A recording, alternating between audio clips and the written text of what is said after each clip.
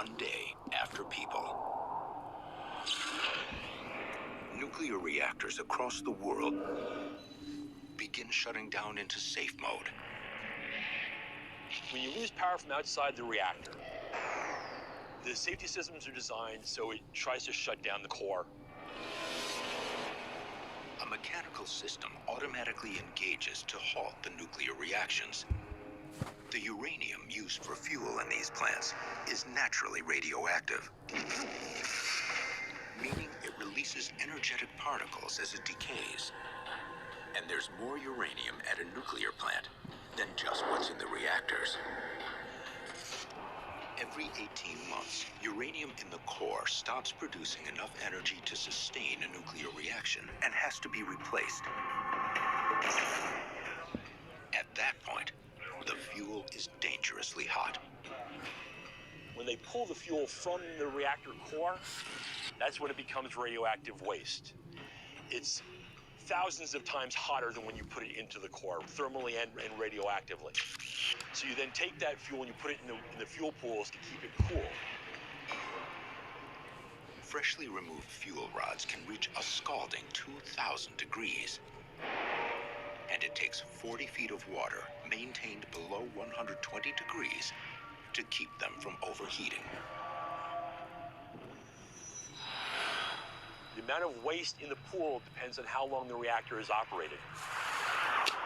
The reactors here in the U.S. have been operating between 30 to 40 years at this point. So you have 5 to 10 times the amount of radiation in the spent fuel pool that you actually have in the core of the reactor. The cooling pool may look harmless, but danger is simmering just beneath the surface.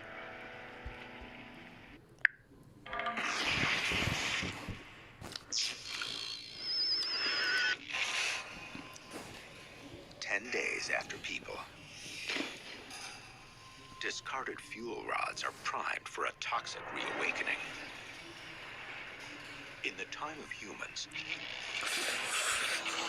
spent fuel rods were kept below water for up to 10 years before they were cool enough to be removed safely.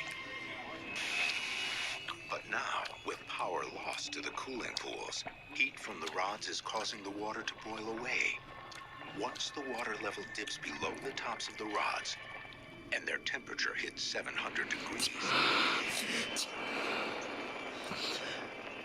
the entire pool becomes a bonfire.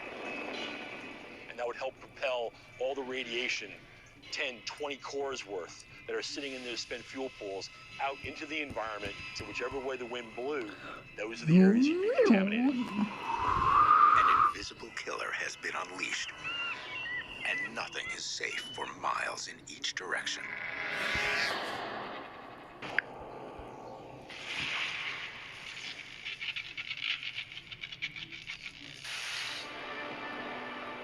One year after people,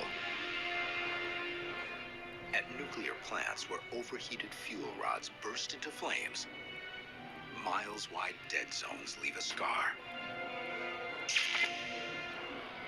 A radiated ring of death already happened once in the time of people.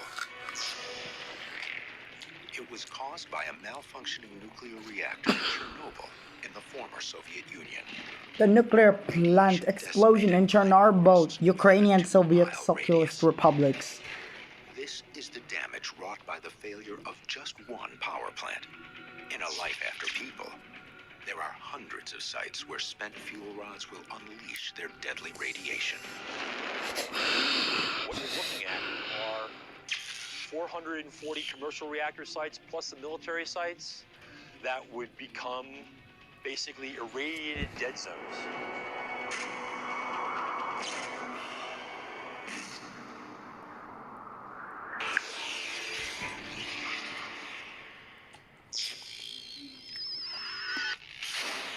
"175 years after people.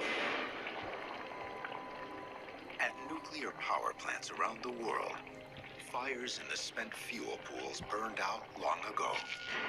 Still looming over these sites are the iconic cooling towers that symbolized mankind's mastery over the atom. plant life clings to the rusting steel lattice frame that surrounds the concrete. Many nuclear plants are in agricultural areas. You're going to get a lot of blowing soil and seeds coming in there very quickly. A steel lattice ring at the base supports the weight of the 500-foot-high concrete structure. But it doesn't have any strength left. As soon as a structure of this type begins to fail, it fails spectacularly. The ring would tilt and the tower would slide right off the ring and collapse in a heap. It would not come down vertically, it would slide and tip and fail. Man's once mighty power plants of the future are now